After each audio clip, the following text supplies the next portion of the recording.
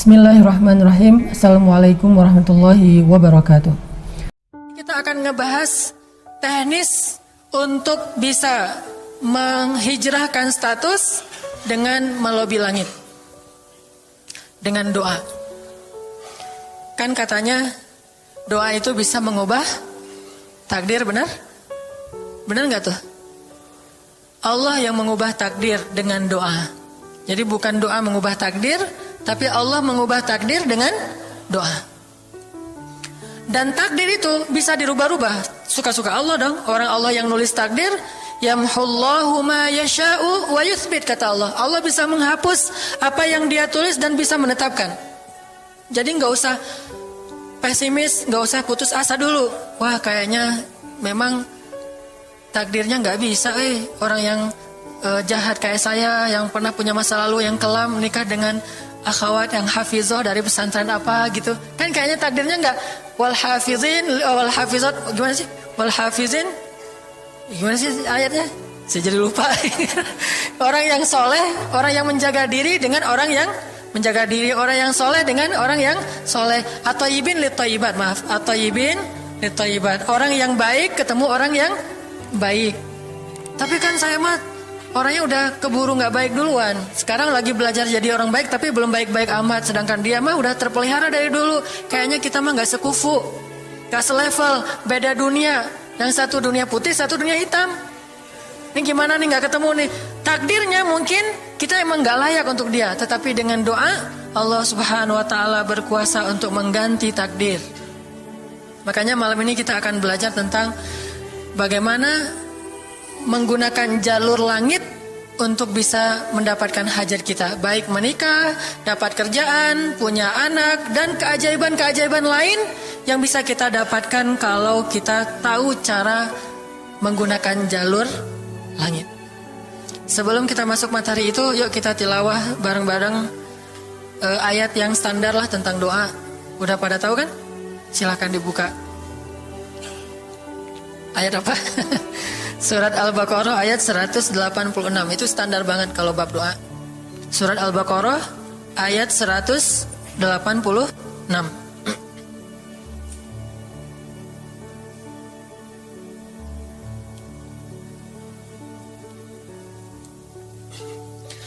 A'udzu billahi minasy syaithanir rajim. Enggak?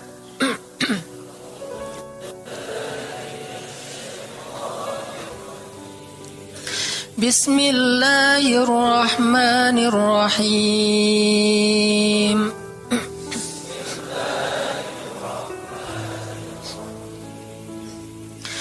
Wa idza sa'alaka 'ibadi 'anni fa inni qarib.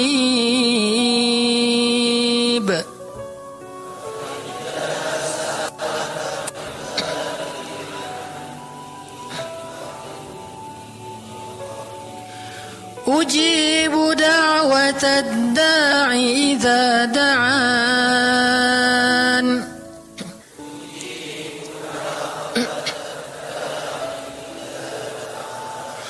Falyastajibu li wal yu'minu bi la'allahum yarshudun.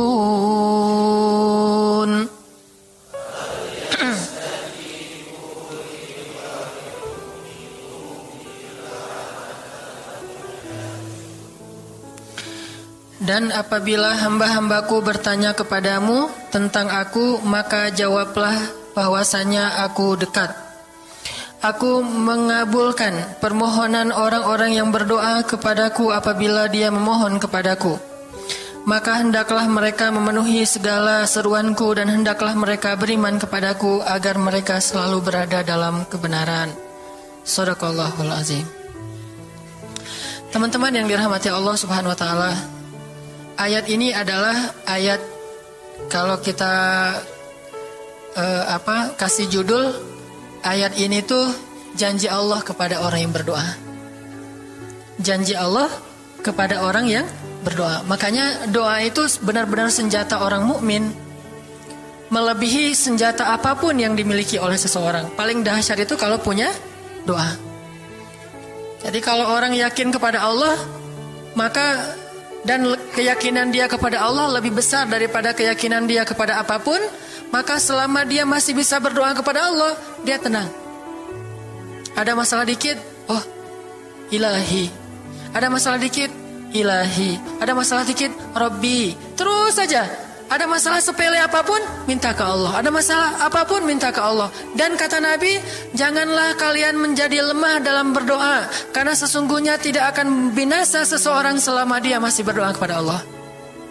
Itu hadis Nabi dari Aisyah. Janganlah kalian menjadi lemah dalam berdoa, artinya jadi pundung, jadi putus asa dalam berdoa, karena tidak akan binasa seseorang selama dia masih berdoa kepada Allah Subhanahu wa ta'ala. Jadi kalau kita masih terus mengharap dan meminta kepada Allah, kita nggak akan binasa, kita nggak akan kalah, kita nggak akan rugi. Dan kata para ulama, segala sesuatu di dunia ini akan pergi dan tidak kembali. Ini clue penting nih, bisa dicatat. Segala sesuatu di dunia ini akan pergi dan tidak akan kembali kecuali doa. Dia pergi dan dia pasti akan kembali. Segala sesuatu kalau udah pergi di dunia ini nggak akan kembali lagi. Kalau pergi di sini maksudnya pergi kepada Allah. Tapi kalau doa pergi ke Allah, dia pasti akan balik lagi kepada yang meminta. Satu-satunya yang pergi ke Allah dan kembali di dunia ini hanyalah doa. Makanya ayat ini kalau kita kasih judul adalah janji Allah kepada hambanya yang berdoa. Allah berjanji, apa kata Allah? Inni qaribun. Aku itu dekat. Maksudnya gak mungkin aku gak dengar doa kalian. Begitu kita berdoa, kita pikir Allah dengar gak ya? Jangan-jangan kok doa saya belum diijabah, kayaknya Allah gak dengar yang kemarin, saya harus keraskan lagi suara saya. Enggak, ini qarib. Arti ini qarib, aku itu dengar banget apa yang kamu ucapkan. Gak usah diucapkan, di dalam hati aja Allah udah dengar. Siapa yang pernah berdoa di dalam hati terus langsung Allah ijabah? Rasulullah. Coba teman-teman buka awal juz kedua, ayat surat Al-Baqarah ayat 144. Itu gara-gara Nabi ada harapan di dalam hati tapi gak berani ngomong gitu ke Allah. Cuma dipendam di dalam hati doang. Tapi langsung diijabah oleh Allah. Ayat surat Al-Baqarah ayat 144. Allah berfirman, قد نرى تقلب وجهك في السماء فلنولينك قبلة ترضاها فول وجهك شطر المسجد الحرام وحيث ما كنتم فولوا وجوهكم شطره وإن الذين أوتوا الكتاب ليعلمون أنه الحق من ربهم وما الله بغافل عما يعملون. Jadi ceritanya orang Yahudi suka menghina kaum muslimin gara-gara orang Islam kalau sholat waktu itu masih menghadap ke Al-Aqsa, Palestina. Jadi kata orang Yahudi itu, lihat orang Islam mah fake, suka niru. Kita sholat menghadap Al-Aqsa, mereka sholat menghadap Al-Aqsa. Berarti agama mereka itu adalah agama yang meniru agama kita, nggak original. Sering diperolok-olok, setiap kaum muslimin sholat dihina sama mereka. Akhirnya Nabi ngerasa sedih. Wah, gimana ya caranya? Sehingga setiap sore Nabi berdiri di suatu bukit, kemudian lihat ke langit. Cuman gak ngomong, gini aja ke langit. Membatin. Bayangin, pernah gak teman-teman membatin ke Allah? Ini yang harus kita coba lakukan. Belajar membatin kepada Allah. Itu romantis banget. Jadi duduk sendiri, Allah, ngomong gitu dalam hati. Dan yakinlah ini qarib, Allah tuh dengerin. Jangan pikir saya kayak ngomong sendiri, kayak orang kurang waras. Enggak, Allah itu mendengar. Jadi kita batin aja sama Allah, ngomong dalam hati, ya Allah, saya tuh lagi gini, ada masalah. Ngomong dalam hati kita, please Allah, please, gitu ya.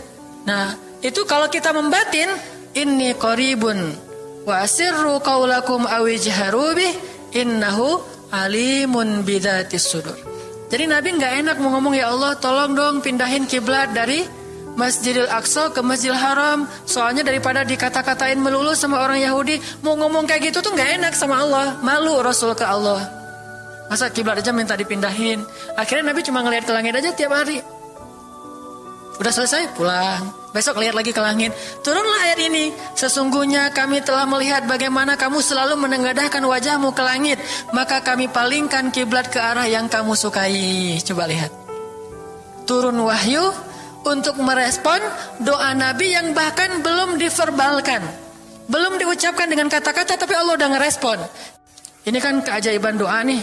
Cuman kita seringnya ngerasa udah minta berkali-kali kok nggak dikasih-kasih. Kita belajar sekarang.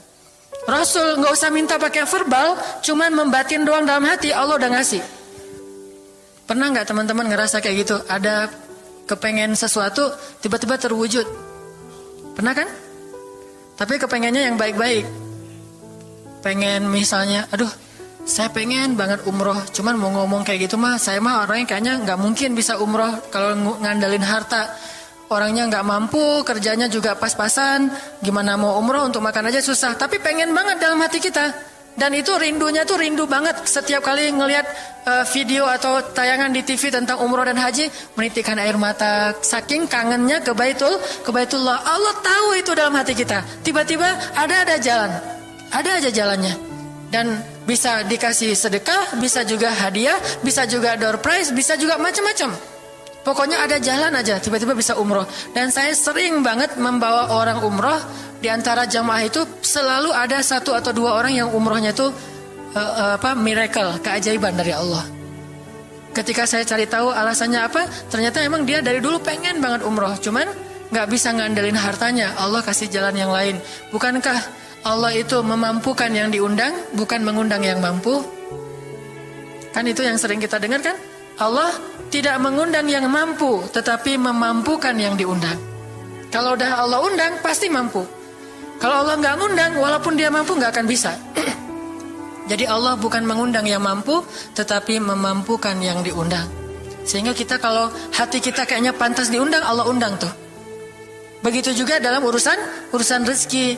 Aduh, saya pengen kerjaan yang kerjaannya itu lebih halal, lebih nyaman, bisa sholat berjamaah tepat waktu, ada waktu juga buat keluarga, bisa juga berdakwah ke teman-teman. Akhirnya membatin kita itu karena kuat banget, Allah wujudkan. Ini artinya Allah qaribun, Allah maha dekat. Sehingga kalau kita pengen doa kita itu powerful, belajar dari as-siqah billah. Tips pertama adalah as-siqah billah. Percaya deh sama Allah. Percaya sama Allah. Jangan berdoa dengan ragu-ragu. Kayak kita datang kepada seseorang untuk minjem duit, tapi kita ragu, dia nih kayaknya orangnya susah kalau dipinjemin. Kalau minta dipinjemin gitu, ini saya lagi ada masalah dikit nih, boleh minta bantu nggak? Apa? Gimana ya ngomongnya? Susah ngomongnya tuh, ragu-ragu gitu kan ya. Akhirnya kita ngomongnya tuh nggak enak, nggak nyaman, membuat dia juga ngasih ke kita juga ragu-ragu. Akhirnya nggak nyaman tuh hubungan kita sama dia. Tapi kalau kita yakin banget sama dia orangnya baik, kalaupun dia nggak ngasih dengan cara yang kita minta, kita yakin bahwa dia tuh pasti akan nolong kita. Sehingga kita akan curhat masalah kita itu dengan tulus, bahwa kita punya masalah kayak gini-gini, bukannya kita mau minta-minta, cuman sifat dari manusia itu saling tolong menolong. Kita beritahu masalah kita, dan kita yakin dia pasti akan nolong kita. Kalau nggak bisa ngasih duit, dia akan minta tolong kepada orang lain yang mungkin bisa membantu kita. Dia akan ngasih link, dia akan memediasikan kita. Oh, aduh maaf ya, saya juga lagi sekarang lagi butuh uang. Ini lagi nabung-nabung juga, sama kita mah lagi sama-sama pengen hijrah status. Cuman nih saya kenal ada temen nih yang dia alhamdulillah orangnya tuh suka banget bantu orang lain. Mungkin saya bisa merekomendasikan, saya bisa bantu kamu, ayo kita jalan bareng, ngomong sama temennya. Pokoknya kita yakin dia bisa nolong. Nah kalau kita yakin, percaya sama Allah, Allah itu gak butuh perantara. Allah bisa nolong kita dengan cara apapun. Walaupun takdirnya udah ditulis, kamu tuh gak akan punya istri sampai meninggal dunia. Ya Allah, masa gitu sih? Gak akan punya istri. Ya Allah, tapi gimana, masa saya mau hidup sendiri terus? Kamu gak akan punya istri, kata malaikat teh.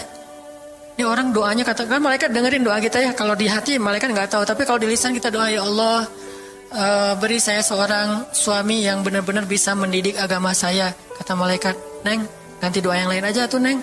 Itu mah takdirnya udah ditulis, Neng gak akan punya suami. Kata malaikat. Kita mah walaupun malaikat ngomong gitu, biarin aja.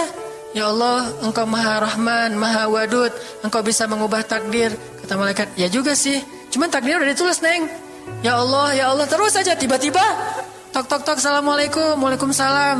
Ayahnya nemuin, ternyata pas kita nguping dari kamar, wah itulah calon pangeran kita yang datang untuk melamar kita, calon raja, calon imam.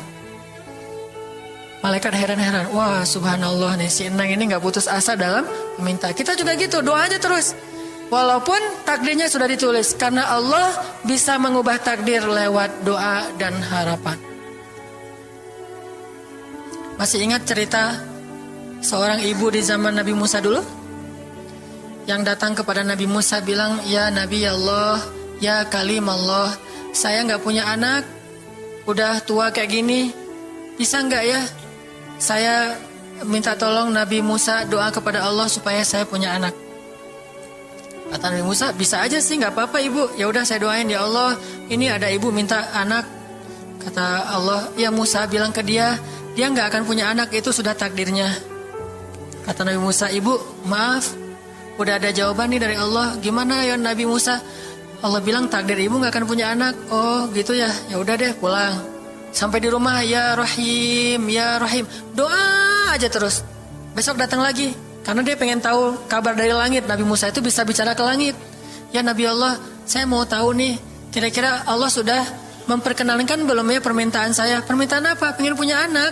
Tapi kan kemarin udah, kata Allah takdirnya gak akan punya anak. Ya coba aja dulu sekali lagi, siapa tahu sudah mau. Sekarang Allah memperkenankan. Wah ini benar-benar dia husnuzan sama Allah. Siqah, percaya sama Allah. Gak percaya kepada yang lain, percaya sama Allah aja. Nabi Musa karena udah terus aja direngekin minta gitu. Nabi Musa bilang, ya Allah, ini ada ibu yang kemarin, gimana dong ya Allah? Kata Nabi Musa, kata Allah, ya Musa, takdirnya dia gak akan punya anak. Bilang sama dia, ibu, udah terima aja takdir ibu gak akan punya anak. Oh iya, pulang lagi. Ya Rahim, terus aja sepanjang malam, sepanjang hari doa. Berhari-hari datang lagi kepada Nabi Musa.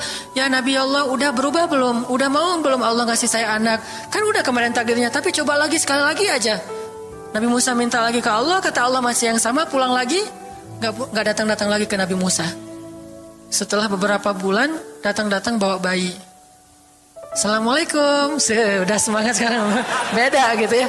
Kalau dulu Assalamualaikum, melas gitu ya. Sekarang Assalamualaikum, Nabi Musa. Kata ibu, ibu yang kemarin? Ya itu siapa? Anak saya. Anak ibu? Anak kandung maksudnya, bukan nyuri. Nggak, anak kandung saya ini Nabi Musa. Wah, Nabi Musa nggak wah sih, subhanallah kalau Nabi Musa. Kalau saya mah wah gitu ya. Kalau Nabi Musa, masya Allah. Nabi Musa tanya ke Allah, ya Allah, itu ibu yang kemarin katanya takdir nggak akan punya anak, kok bisa punya anak? Ceritanya gimana Allah? Ceritain dong. Saya kok nggak update gitu informasinya, kata Nabi Musa. Allah ngasih update. Kata Allah, Musa, setiap kali aku bilang dia gak akan punya anak, dia terus berdoa dengan menyebut Ya Rahim, Ya Rahim. Allah itu kan senang banget dipuji, dan Allah lebih berhak untuk dipuji. Kalau kita senang dipuji gak baik. Kalau Allah senang dipuji, emang punya hak untuk dipuji kan? Allah senang dipuji. Dia bilang Ya Rahim, kamu bilang gak akan punya anak, dia bilang Ya Rahim, terus saja berharap. Wahai Musa, sesungguhnya rahmatku mendahului takdir. Rahmatku mendahului takdir. Akhirnya dengan sifat rahim, Allah mengubah takdir ibu ini. Walaupun secara ilmiah gak mungkin punya anak karena sudah menopause, tetapi Allah yang memiliki kekuasaan atas segala sesuatu. Nah, tips pertama adalah kalau kita pengen doanya powerful, melahirkan mukjizat dan keajaiban, adalah ats-tsiqah billah. Harus percaya sama Allah. Pertama, percaya bahwa Allah Subhanahu wa taala itu Maha Kuasa mengubah apapun yang dia kehendaki. Apa yang Allah ingin, Masya Allah, kan pasti terjadi. Wa man lam yasha lam yakun. Kalau Allah gak pengen, gak akan terjadi. Jangan suuzon sama Allah terus bilang, gak enak banyak minta, amal saya sedikit, mending saya beramal aja gak usah banyak minta. Jangan memperlakukan Allah seperti kita memperlakukan makhluk. Orang kalau kita banyak minta, dia akan kesulitan. Lama-lama dia akan merasa terganggu. Tapi Allah kalau nggak diminta, dia marah. Manusia kalau kita minta banyak-banyak dia marah. Allah kalau kita nggak minta dia malah marah. Masya Allah ya, luar biasa. Allah tuh senang banget kalau hambanya meminta. Sehingga di antara hamba yang paling Allah cintai, di antara hamba-hambanya, hamba yang paling banyak menengadahkan wajah dan telapak tangannya.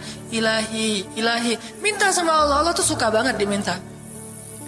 Orang yang suka meminta itu bahasa Arabnya awwahun. Inna Ibrahim la awwahun halim. Ibrahim itu hamba yang awwahun halimun. Awwah halim.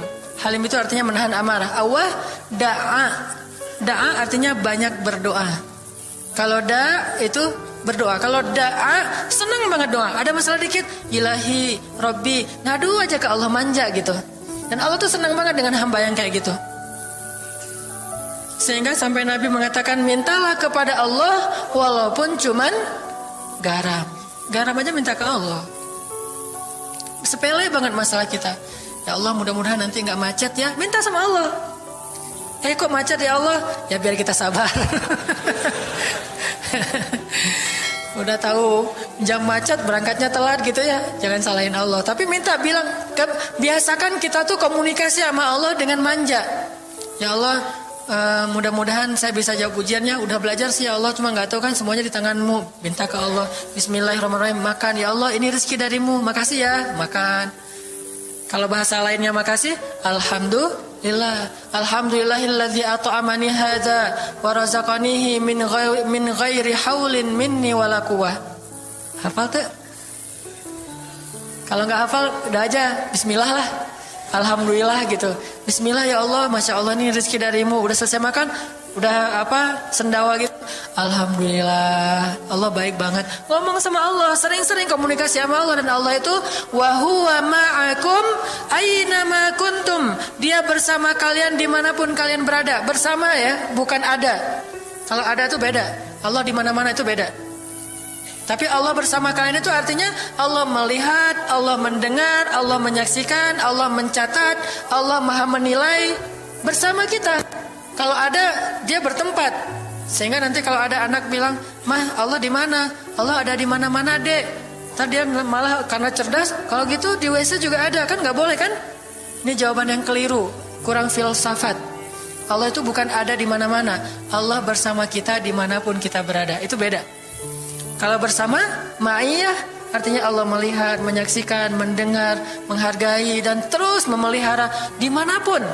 Sehingga nggak usah khawatir bahwa ini mah nggak di masjid, nggak apa-apa. Selama bukan di tempat yang najis, seperti di kamar mandi atau di mana yang tempat-tempat yang nggak boleh, kita itu mah nggak.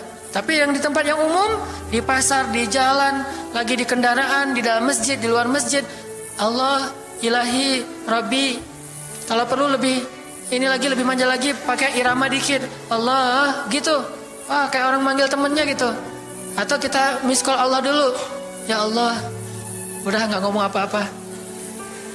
Itu miss call. Miss call Allah. Ngapain miss call? Caper, kangen sama Allah. Allah, Allah, gitu lagi.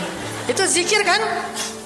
Allah, Allah, Allah. Kata Allah, ada apa hambaku? Allah lagi, Allah lagi, Allah lagi. Terus saja Allah di miss call berkali-kali. Pas Allah buka, wah 100 miss call.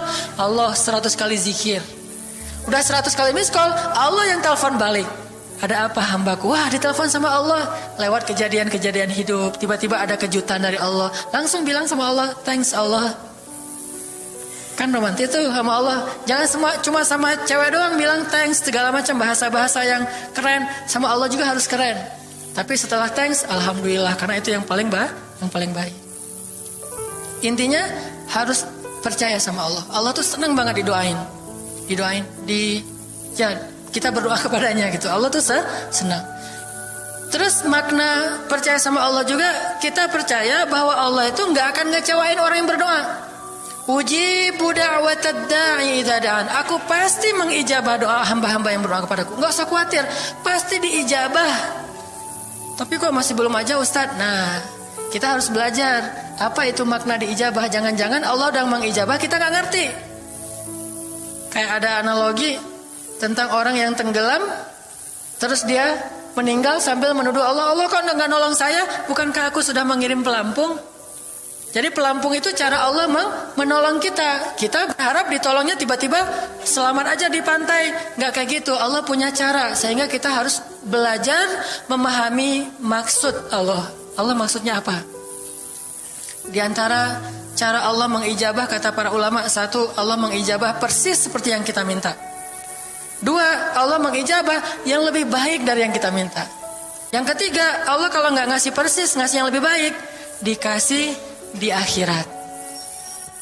Bahkan itu lebih keren daripada di dunia. Kok di akhirat sih? Ntar dulu. Akhirat itu jaraknya gak jauh dengan kita. Cuma 60 tahun. 60 tahun tuh cepat banget loh. Sekarang rata-rata usianya berapa? Bahaya kalau nanya usia. Kalau saya mah udah setengah, udah 30-an tahun. Teman-teman pasti masih 17 ya. Angkat tangan yang 17. Nggak ada, di bawah 20 tahun, di bawah 20 tahun. Yang di atas 40. Nggak berani angkat tangan, ada sih. Artinya waktu 60 tahun itu nggak lama, sebentar doang.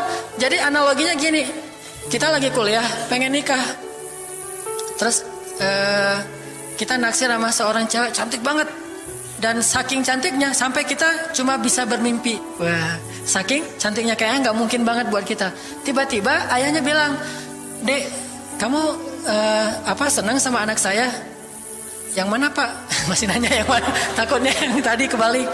Ini yang lagi kuliah yang namanya si Fulanah misalnya. Sebutlah namanya Nisa apa gitu ya. Terus dia bilang, "Boleh, Bapak setuju kamu nikah sama anak saya, tapi ditunda dulu sampai kamu lulus kuliah." Kita seneng gak tuh? Sampai lulus kuliah, gak apa-apa. Masa kita mau bilang, gak mau Pak kalau lulus kuliah, mending gak usah deh, saya mau yang sekarang. Pasti gak gitu kan? Karena kita tahu ini cantik banget, keren banget, soleha banget, idola banyak cowok-cowok di kampus, dikasih buat kita. Syaratnya cuma satu, tunggu lulus kuliah 4 tahun lagi. Pasti kita akan sabar banget menanti itu. Gak mungkin kita bilang, "Pak, Bapak kalau nawar yang serius dong, 4 tahun mah lama tuh Pak." Yang kedua, tips supaya doa kita powerful. Kalau doa sama Allah itu yang romantis. Bahasa Arabnya munajat, curhat sama Allah.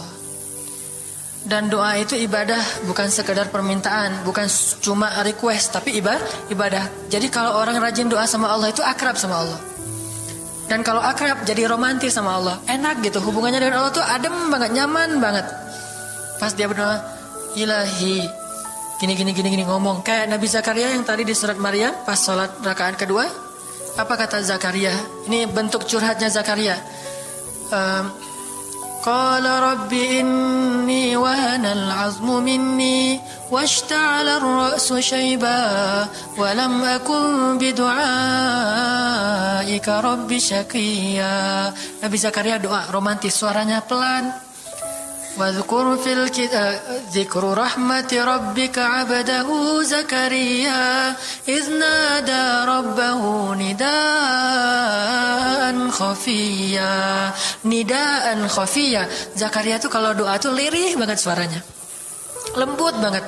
Jadi duduk sendiri, "Ilahi ya Allah." Bersenandung seperti Nabi Daud. Romantis sama Allah, bukan "Ya Allah." Itu mah doa khusus untuk perang, itu mah. Doain Palestina, doain Suriah itu harus tegas. Kayak Nabi kalau berdoa itu dengan menelunjuk. Kadang Nabi mengangkat tangan, kadang Nabi mengangkat kedua tangan sampai tinggi, kadang Nabi nggak mengangkat tangan, kadang Nabi memakai telunjuk. Semuanya itu sunnah. Dan kita saling debat masalah, nggak boleh angkat tangan. Kadang Nabi mengangkat tangan, kadang Nabi tidak mengangkat tangan, kadang Nabi malah menunjuk gini. Kalau urusannya bab perang, biasanya gini, "Ya Allah, ya Allah." Bukan nyuruh Allah ya. Beda kesannya nunjuk Arab dengan nunjuk Indonesia. Kalau Arab, ngapain lo nunjuk gue? Kan gitu ya. Kalau Allah mah nggak kayak gitu. Allah pakai bahasa Arab, jadi pakai filsafat Arab. Nunjuk itu maknanya sangat berharap dan tegas gitu. Jadi kita doa pelan, "Ya ilahi, inni wahana al-'azmu minni washta'ala ar-ra'su shayba wa lam akun bidu'aika rabbi syaqiyya." Ya Allah, tulang saya udah lemah, rambut saya sudah beruban semuanya, tidak ada satu helai pun yang hitam. Tapi saya belum pernah berputus asa dari berdoa kepadamu ya Allah. Ini namanya curhat. Wa inni khiftul mawaliya min warai. Ya Allah, saya takut banget kalau saya meninggal tidak ada yang meneruskan dakwah saya, sedangkan Bani Israel itu mudah tergelincir. Fahabli min ladunka waliya. Ya Allah, beri saya seorang anak. Walaupun istri saya sudah mandul, tapi saya terus berharap kepadamu ya Allah. Ya Allah, please gitu. Waj'alhu rabbi radiyya. Ya Allah, jadikan anak itu yang sangat engkau ridhoi. Minta Nabi Zakaria ke Allah. Tiba-tiba dapat kejutan. Ya Zakaria, inna nubashiruka bi ghulam. Wahai Zakaria, bergembiralah, kamu akan punya seorang anak laki-laki.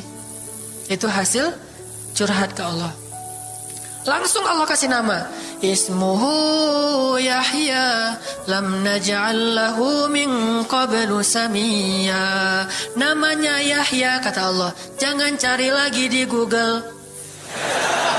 Udah ada namanya tuh, nggak perlu lagi nyari di googling gitu, nama yang bagus apa gitu kan ya. Lagi serius-serius. Ismuhu Yahya, itu sebaik-baik nama. Namanya datang dari langit. Ismuhu Yahya, lam naj'al lahu min qablu samiyya. Belum pernah ada anak sesoleh dia di muka bumi. Wah, ini first nih, anak paling soleh. Terus kata Allah, wahananan, anaknya lemah lembut. Wazakatan, anaknya suci. Wataqiya, anaknya bertakwa. Namanya Hanan At-Taqi. Itu mah doa ya, bukan GR.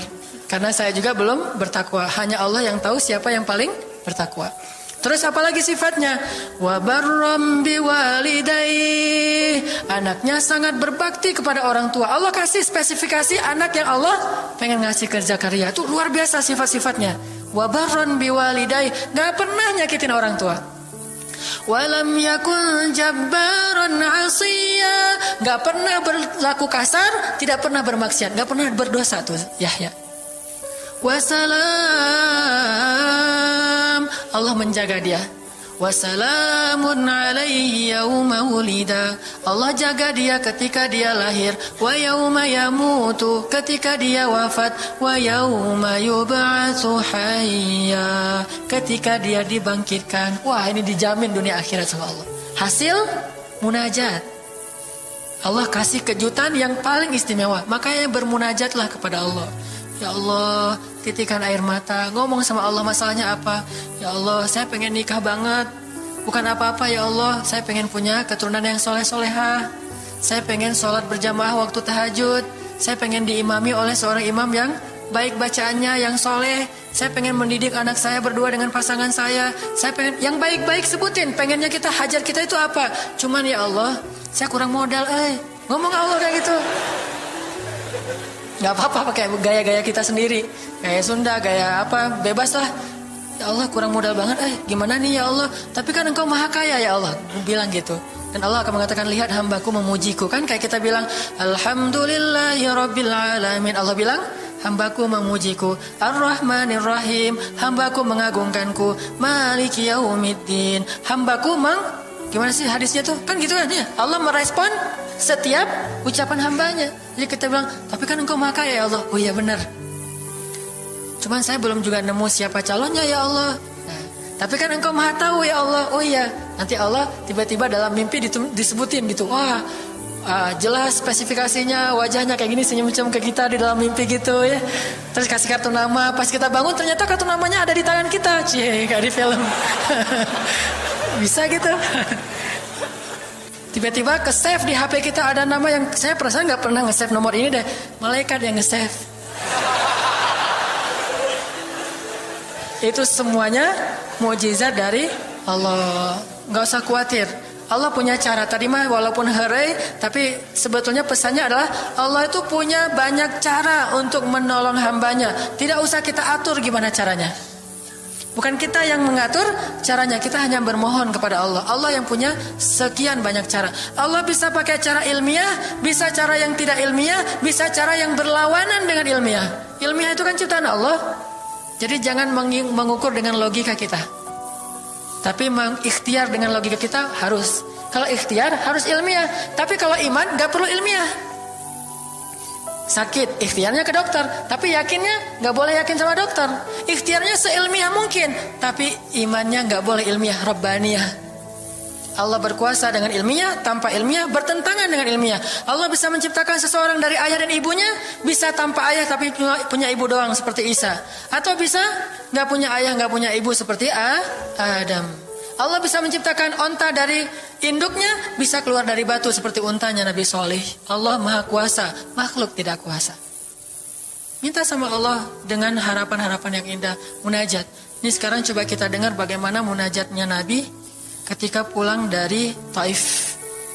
Nabi itu kan sedih banget pulang dari Taif. Luar biasa dihinanya oleh orang-orang Taif.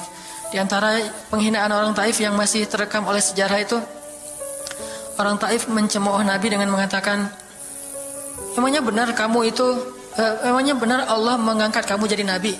Itu penghinaan, dihina gitu. Muhammad, beneran gitu Allah mengangkat kamu jadi nabi? Kayak gak ada orang lain, kata orang Taif. Terus ada lagi yang bilang, Muhammad, kalau kamu itu seorang nabi, saya tidak berani ngomong sama kamu, nanti saya terkutuk. Tapi kalau kamu bukan nabi, pendusta, ngapain juga saya ngomong sama kamu? Jadi mending gak usah ngomong aja daripada ngomong dengan pendusta. Intinya dia gak mau ngomong sama nabi, tapi meracau. Dia bilang, kalau kamu nabi, kalau saya berdebat kamu, saya akan dikutuk. Kalau kamu bukan nabi, berarti kamu pendusta. Ngapain juga saya berdebat sama kamu, menghina. Ada yang bilang, hei Muhammad, pergi kamu, jangan dekat-dekat dengan kampung kami. Disuruh anak kecil mengusir Nabi. Bayangin, bagi orang semulia Rasulullah diusir oleh anak kecil, dikejar-kejar pakai batu kerikil, dilemparin. Itu luar biasa, berat banget perasaan beliau. Sama anak kecil, sama perempuan, sama budak-budak. Yang laki-lakinya tuh hanya bersorak di belakang. Perempuannya, bagi orang Arab, dihina oleh perempuan. Itu luar biasa penghinaannya. Makanya di Mesir, pengalaman saya ketika di Mesir, orang Mesir itu paling takut sama cewek. Di pasar kalau ada ibu-ibu yang belanja, Mang, bungkusin yang ini. Dibungkusin. Gak jadi deh, yang itu aja. Bungkus lagi. Kayaknya, gak jadi yang itu aja. Sampai 3 kali, si emangnya gak boleh marah. Kenapa? Cewek. Itu di Mesir tuh. Kalau di kita, wah udah habis itu. Gak usah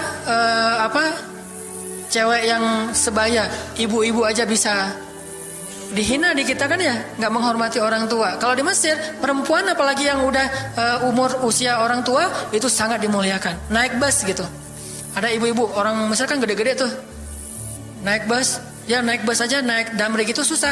Akhirnya barang-barangnya pada diambil sama orang-orang di dalam. Dia naik sendiri, bismillah, masya Allah, gitu-gitu orang Mesir teh kalau naik damri. Pas sudah di atas, semua orang berdiri mempersilahkan dia pilih tempat duduk yang mana.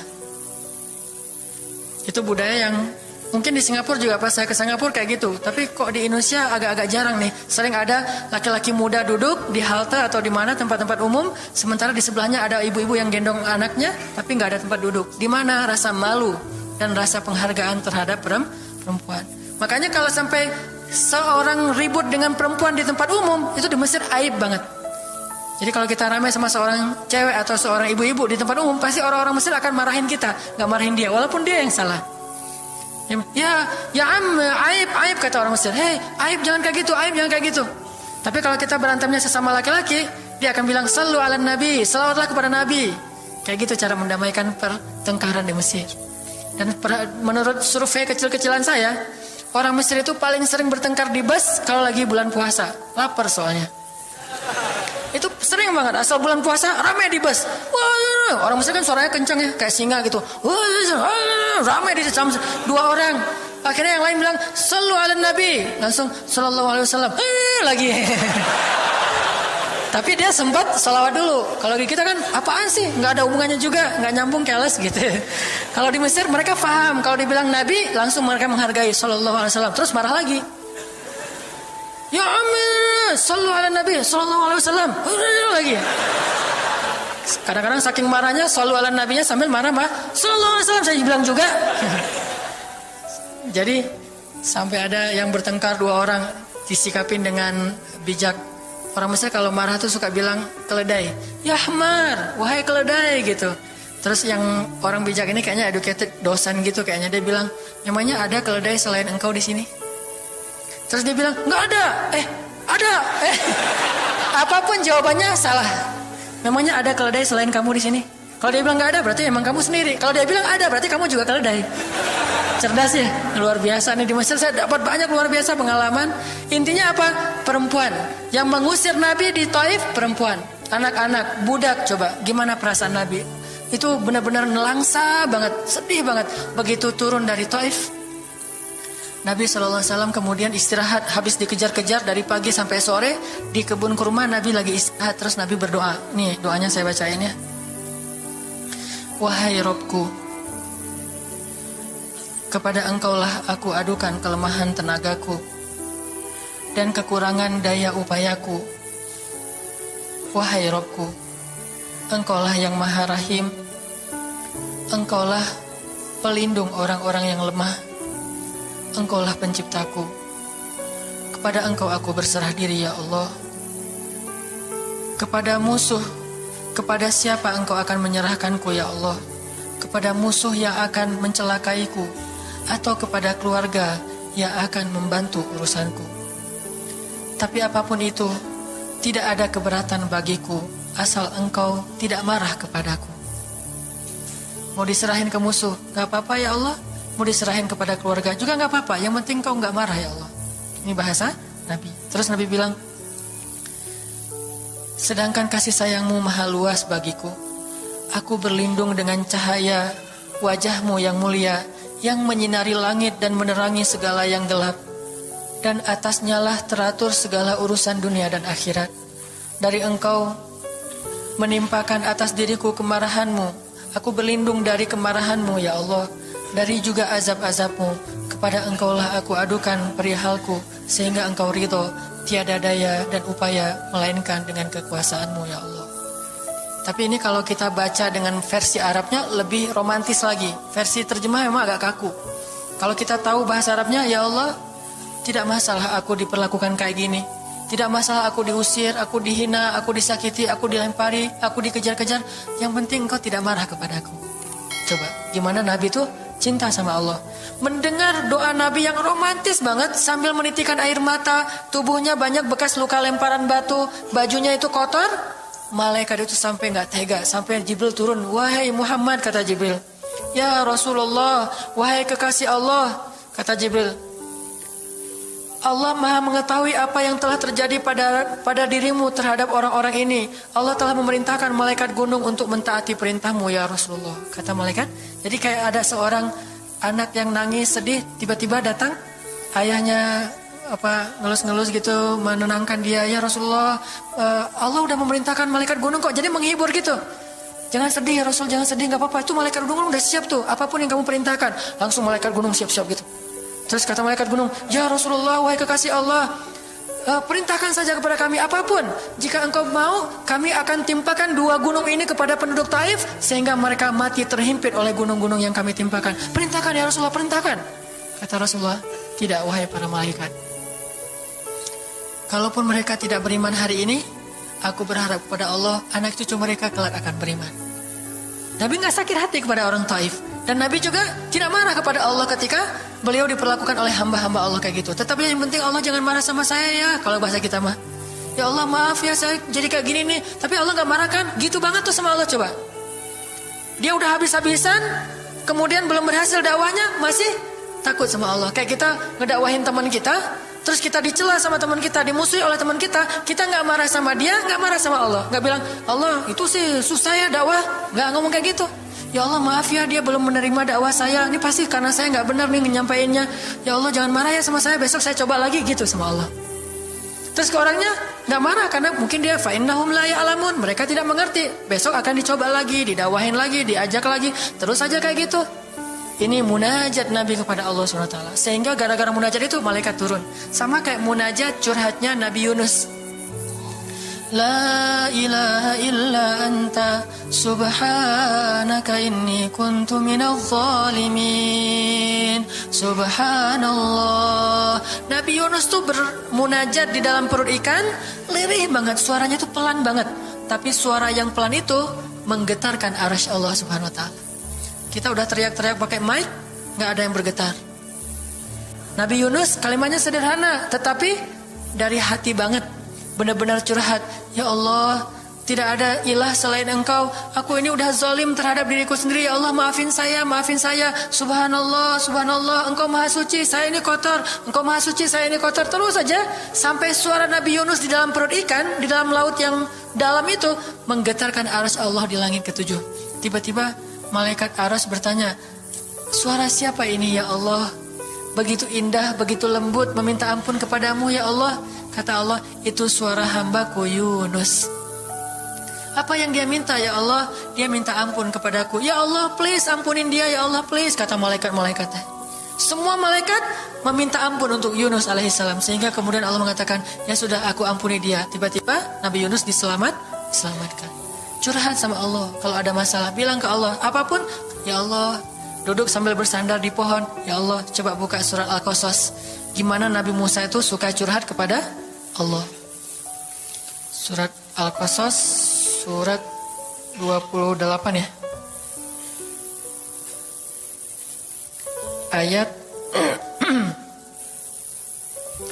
nih ya. Ayat 16 coba. Ketika Nabi Musa nggak sengaja bunuh orang Kipti, Egyptian. Rabbi, inni zalamtu nafsi, faghfirli ya Rabbi.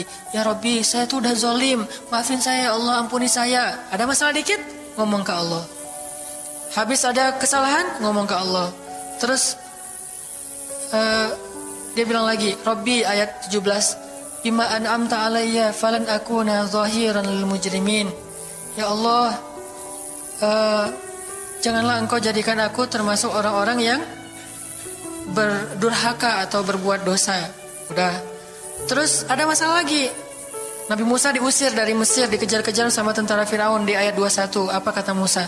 Rabbi, najjini minal qaumiz zalimin. Ya Rabbi, selamatkan saya dari orang-orang yang zalim. Ngomong lagi ke Allah.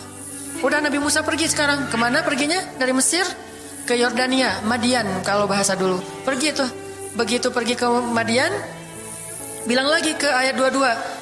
Asa Rabbi ayyahdiyani sawa asabil. Mudah-mudahan Allah kasih saya jalan ya. Ya Allah, tunjukin dong saya jalan harus kemana nih. Saya nggak tahu harus kemana larinya. Allah tunjukin. Jalan sampai ke Madian. Begitu udah selesai adegan menolong dua orang perempuan yang sedang memberi minuman ternak, Nabi Musa capek kan? Udah seharian jalan, kemudian kurang makanan, sendiri, nggak jelas negeri yang beliau tuju.